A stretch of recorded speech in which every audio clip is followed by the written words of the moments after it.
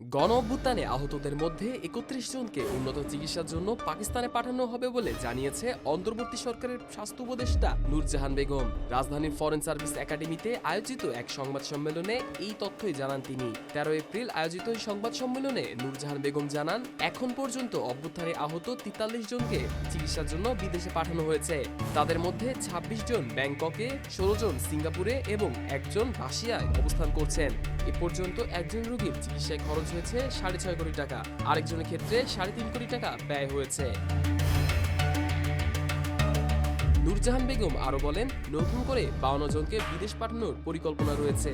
এর মধ্যে ২১ জন যাবেন তুরস্কে, ৩১ জনকে পাঠানো হবে পাকিস্তানে। তিনি বলেন, পাকিস্তান যুদ্ধ বিধ্বস্ত দেশ হলেও সেখানকার হাসপাতালগুলো আহতদের চিকিৎসায় বিশেষজ্ঞ। লাহোরে এ ধরনের চিকিৎসার জন্য বিশেষায়িত হাসপাতাল রয়েছে। গণ অভ্যুত্থানে এখন পর্যন্ত ৮৪ জন শহীদের তালিকা করা হয়েছে এবং আহতদের সংখ্যা ১৪,০০০-এরও বেশি। অনেকের চোখ, হাত, পা হারানোর মতো গুরুতর শারীরিক ক্ষতি হয়েছে। এখনও প্রকৃত সংখ্যা যাচাইয়ের কাজ চলছে।